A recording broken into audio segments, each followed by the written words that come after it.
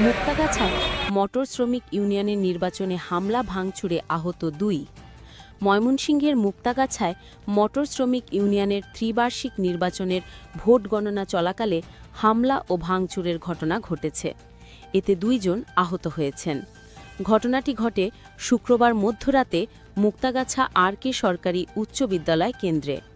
জানা যায়, সকাল থেকে বিকাল ৫টা পর্যন্ত উৎসবমুখর পরিবেশে ভোট গ্রহণ সম্পন্ন হয়। রাত ১২টার দিকে ফলাফল ঘোষণার মুহূর্তে সাধারণ সম্পাদক প্রার্থী জহিরুল ইসলামের সমর্থকেরা প্রাচীর টপকে কেন্দ্রে প্রবেশ করে হামলা চালায়। এতে নির্বাচন পরিচালনা কমিটির আহ্বায়ক সুলতান মাহমুদ বাবুল মাথায় গুরুতর আঘাত পান। বাবুল জানান, ভোট গণনা শেষ করে ফলাফল ঘোষণার সময় জহির ও তার লোকজন অতর্কিতে হামলা করে।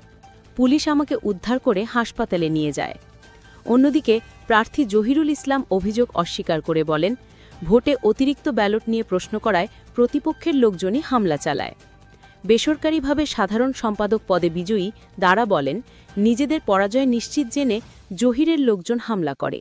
পরে পুলিশ পরিস্থিতি নিয়ন্ত্রণে আনে। আর.কে উচ্চ বিদ্যালয়ের প্রধান শিক্ষক লিটন কুমার সরকার জানান, হামলার স্কুলের জানালা, গেইট, বাগান ও বৈদ্যুতিক বাতি ভাঙচুর করা হয়েছে। মুক্তাগাছা থানার ওসি রিপন চন্দ্র গোপ বলেন, ফলাফল ঘোষণার সময় কিছু বুঝে ওঠার আগেই জহিরসহ তার লোকজন হামলা করে। পুলিশ দ্রুত নিয়ন্ত্রণ নেয় এবং মামলার প্রস্তুতি চলছে। এই ঘটনায় মুক্তাগাছা উপজেলা জামায়াতে ইসলামী নেতৃবৃন্দ নিন্দা ও প্রতিবাদ জানিয়ে দোষীদের দ্রুত বিচারের দাবি জানিয়েছেন।